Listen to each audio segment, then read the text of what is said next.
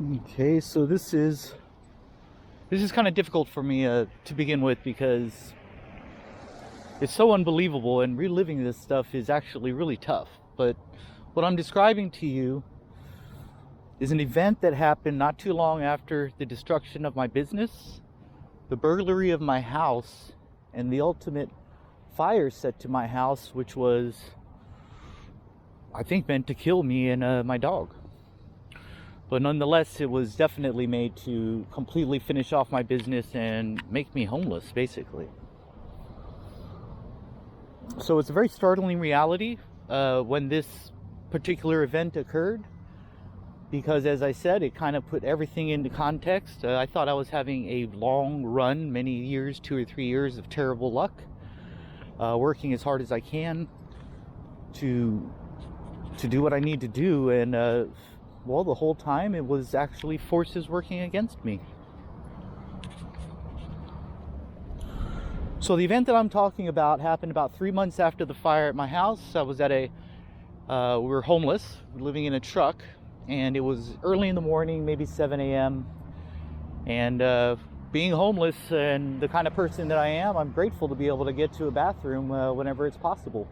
Even more so, grateful. It was probably around 7 or 7:30 in the morning. We made it to a Safeway, and it had just been cleaned, just fresh. So I'm not one to clean up public bathrooms or anything like that, but if it's completely fresh and clean, I always kind of make sure I clean up afterwards. So I went in, used the restroom. When I was leaving the restroom, there was a gentleman waiting for me to get out. They needed to use the restroom. So they hop into the restroom. I go to leave. I only came to the Safeway just to use the restroom. Going to leave, and I made it from the restroom right outside the door, between the door and the parking lot. And I realized that I did not have my keys on me. So I thought that I'd locked them in the bathroom. So I go back to the bathroom, knock on the door, and it had only been 45 seconds, maybe a minute. It couldn't have been more than a minute.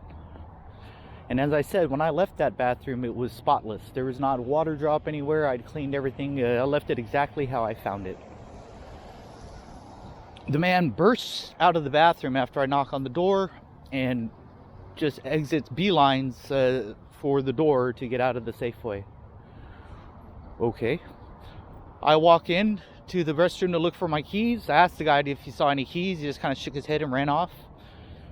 I walk in to see if my keys are in the restroom, and the restroom is absolutely destroyed. There was a broken crank pipe, methamphetamine pipe, on the ground. Things were strewn, toilet paper strewn across the sink. I think there was like feces on the mirror. I'm not trying to dramatize this. I'm not trying to exaggerate anything. It was unbelievable. Please understand, this was 1 full minute, maybe a whole minute, after I had departed the restroom.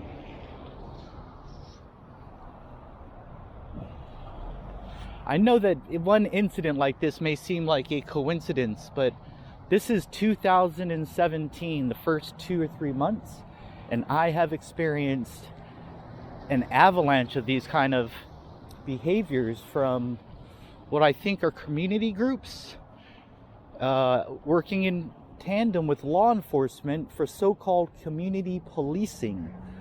But that isn't community policing.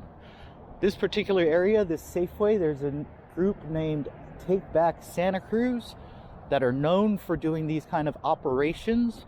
They're organized, and they are actually scary, because it's not policing when you're observing and taking note of criminal activity or vandalizing, which that's a crime too. It is very, very different when it's them setting up a situation and then going to the manager of Safeway and saying, yeah, I came in right after that guy, go look at the video. I came in right after him, and look at that. There's no cameras in the bathroom. There is no context to be able to say what happened first or last.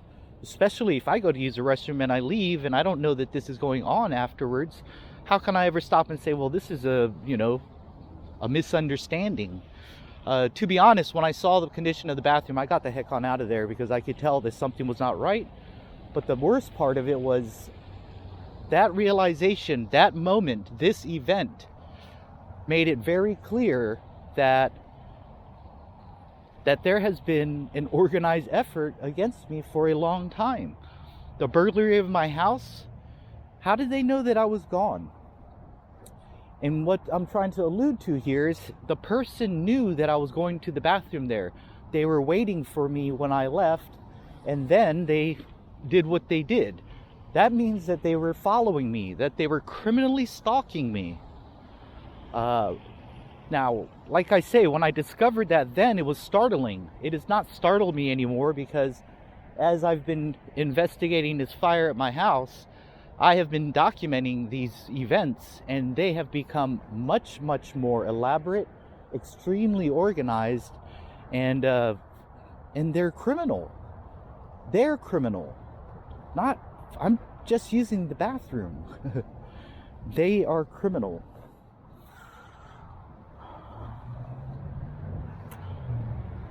I need to know also if this event is directly related with my mother's shirt that she sent me calling me a troublemaker, which is unbelievable.